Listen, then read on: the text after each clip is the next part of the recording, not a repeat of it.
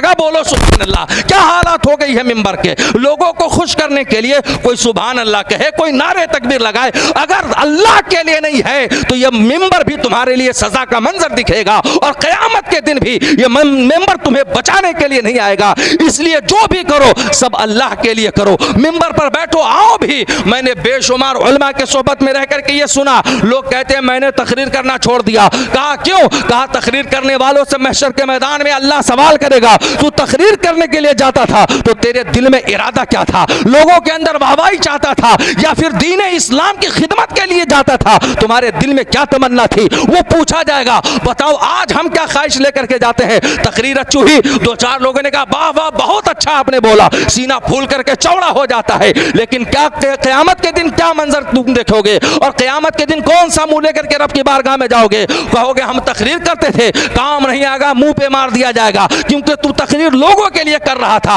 अगर लोगों को कामयाबी के लिए, इस्लाम की खिदमत के लिए, दीन के लिए किया होता तो कभी ये लोगों के कहने पर तेरा सीना चौड़ा ना होता। लेकिन आज यही मंजर हम और आप देख रहे हैं, हर जगह यही हालात हमें और आपको नजर आ रहे हैं। दूसरी बात कौन है? आइए, आपने नाम सुना होगा जिसको सरकार ने अपना बेटा कहा था, वो हजरत जैद है, जैद बिन हारिसा है। ये कहते हैं कि मैं कब्रिस्तान बार बार जाता था। एक दिन मैं कब्रिस्तान गया, अचानक मुझे नींद आ गई। जब नींद आई तो मैंने देखा आसमान से फरिश्ते जमीन पर उतर रहे हैं और मुर्दों को कब्रों से उठाया जा रहा है, और उसी मुर्दों में से एक मुर्दे को उठाया गया और एक फरिश्ता जो है आसमान से आग की जंजीर लेकर के आया है और उस मुर्दे के मुंह में डाल रहा है। उसके पीछे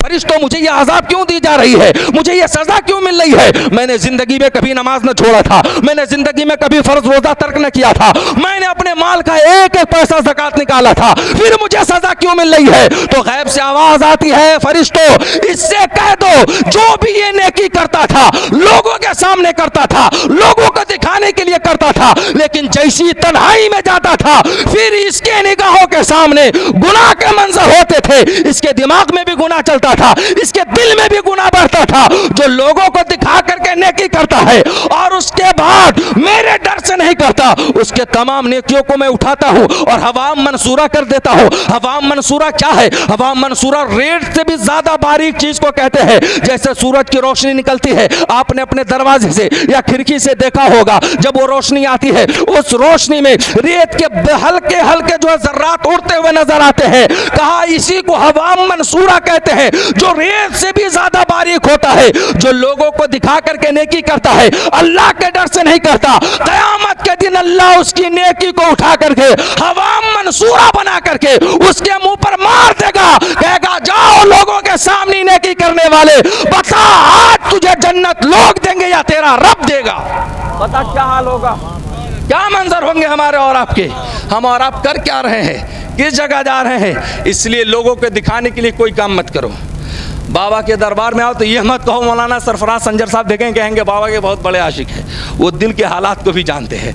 आपने देखा नहीं, किताब में पढ़ रहा था, वो तो ऐसे थे कि मोहम्मद अली हबीबी रोज़ी रोज़गार के लिए परेशान थे, बता दिया कहाँ रिस्क है, जा दिल्ली में। लेकिन तुम कहाँ हो?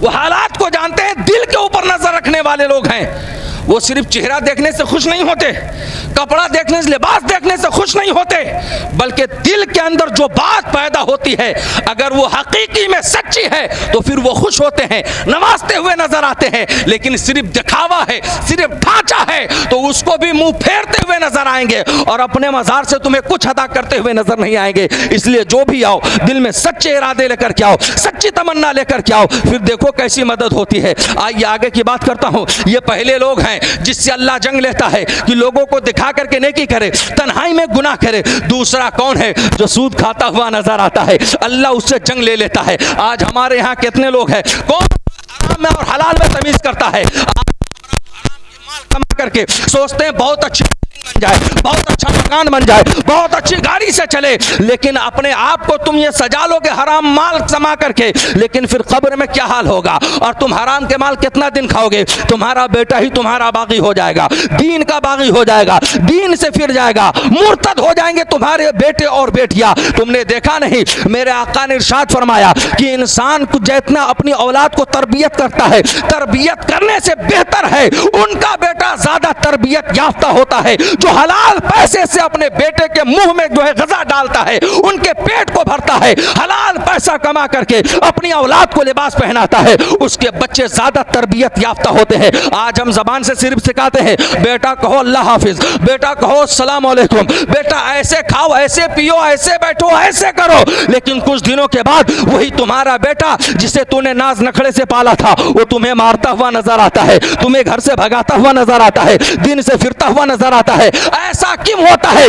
इसलिए क्योंकि उसके पेट में हराम लुकमा गया हुआ है। आज हराम लुकमे की नहूसत हमने नहीं समझा। हम तो समझते हैं कि जो काम हो रहा है सब ठीक हो रहा है, और लोग उसके बाइकाट भी नहीं करते, खाली मौलाना के पास आएंगे, डीजे बजा रहे, मौलाना आप रुकिए, हम तो उसके शादी में जाकर के खाएंगे, वो हराम पैसे से दावत कर रहा है, हम खाएंगे लेकिन आप मत जाइए। सिर्फ मौलाना को बताते हुए नजर आ रहे हो, लेकिन मौलाना साहब की भी जिम्मेदारी है बाइकाट करने की, आपकी भी जिम्मेदारी है बाइकाट करने की। जिनके यहाँ हराम माल आ रहा है, जो हराम कमाई से शादी ब्याह कर रहे हैं, जो हराम कमाई से बाबाओं के लंगर करते हुए नजर आते हैं, मजार पर चादर चढ़ाते हुए नजर आते हैं, उन हराम कमाई वालों की बाइकाट होनी चाहिए। लेकिन आज हमारा आप कहते हैं मौलाना बाइकाट की बात मत कीजिए, तफरका की बात मत कीजिए, इंतशार की बात मत कीजिए, इख्तलाफ की बात मत कीजिए। आज हमने और आपने जो है सच्चाई का साथ देना छोड़ दिया। अगर कोई गुनाह कर रहा है उसका बाइकाट किया जाए, लोग कहेंगे ऐसा मत कीजिए, लेकिन ऐसा नहीं करोगे तो अल्लाह का अजाब आएगा। देखो बने इस्राइल के ऊपर क्या हुआ, अल्लाह ने उनके लिए एक दिन मुकर्रर किया था, शनीचर का दिन, कि उस दिन तुम्हें शिकार नहीं करना है,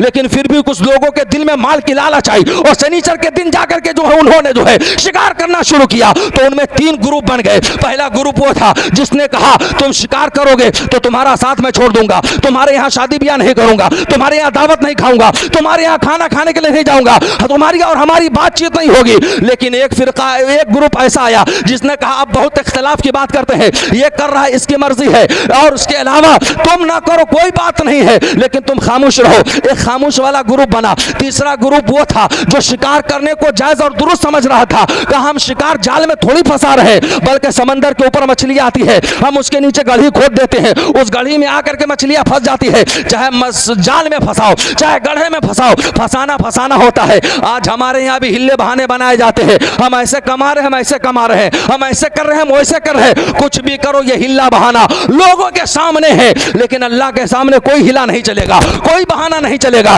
कोई इधर उधर की दिखावटी बातें नहीं चलेगी। वो हकीकत को जानता है, जो तुम कर रहे हो, जो करने वाले हो, जो करोगे, सब अल्लाह जानता है। लेकिन तुमने देखा नहीं जब वो हीले बनाए तो क्या हुआ, जो फर्क करने वाला था ग्रुप, जो इख्तिलाफ करने वाला था कि छोड़ दो शिकार करना, वो एक दीवार जो है खड़ा किया, और दीवार खड़ा करने के बाद कहा इनसे हमारी शादी ब्याह नहीं होगी, दावत नहीं होगी। और जो दोनों तरफ रहने वाला था, जिसको सुलही कहते हैं, तुम चुप रहो, मैं कुछ नहीं कहूंगा, मैं तो शिकार नहीं करूंगा, लेकिन इसे मना भी नहीं करूंगा, ये गुनाह करता है नहीं रोकूंगा, ये शराब पीता है नहीं रोकूंगा, ये जुआ खेलता है नहीं रोकूंगा, ये हराम खाता है नहीं रोकूंगा। वो जो सुलही कुल्ली था, इन दोनों के बीच दीवार खड़ा कर दिया। और जो मना करने वाला गुरु था, कहा अगर तुम उनके साथ रहते हो तो मैं तुम्हारा भी बाइकाट करता हूं, दीवार खड़ा कर दिया। और उसके कई दिनों के बाद उन लोगों ने देखा जब इन लोगों की चलने फिरने की आवाज नहीं आई, तो एक लोगों को दीवार पर चढ़ाया, कहा उनके चलने की आवाज नहीं आ रही है, बातचीत की आवाज नहीं आ रही है। जैसी दीवार पर चढ़ता है तो क्या देखता है कि उन लोगों से जो लोग शिकार कर रहे थे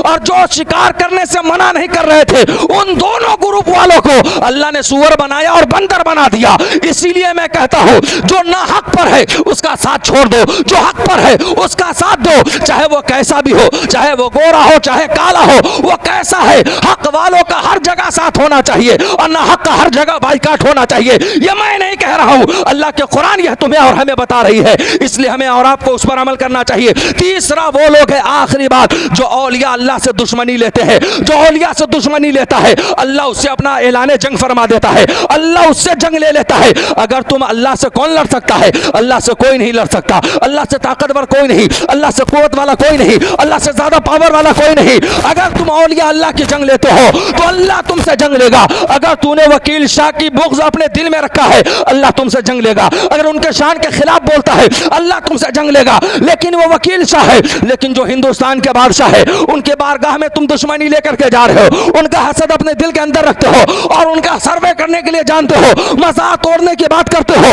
लेकिन तुम जानते नहीं गरीब नवाज को हिंदुस्तान में कोई और ने नहीं भेजा, बल्कि मदीने के ताजदार ने भेजा है। तुम जानते नहीं गरीब नवाज की शान और औकात को, उनके उनके मर्तबे को बुलंद देखो, किसी और ने नहीं। गरीब नवाज के मजार के निशान को मिटाना चाहते हो, सर्वे करना चाहते हो, देख लो मैदान बद्र में आकर के मेरे आका ने निशानदेही कर दी है। कहा यहां पर उतबा मरेगा, यहां पर शैबा मरेगा, यहां पर लहम मरेगा, और घोड़े दौड़ते रहे, काफिला चलता रहा। लेकिन जिस जगह पर मेरे नबी ने निशानदेही कर दिया था, उस जगह के निशान को पूरी कुफार की मिल्कियत मिलकर के नहीं मिटाई पाई है। मेरे नबी का बनाया हुआ निशान जब कुफार और मुशरिकीन से नहीं मिटता है, तो हिंदुस्तान के ताजदार गरीब नवाज को मेरे आका ने बनाया है। मेरे आका का बनाया हुआ निशान जब नहीं मिटता, तो उनका बसाया हुआ गरीब नवाज भी नहीं मिट सकता है।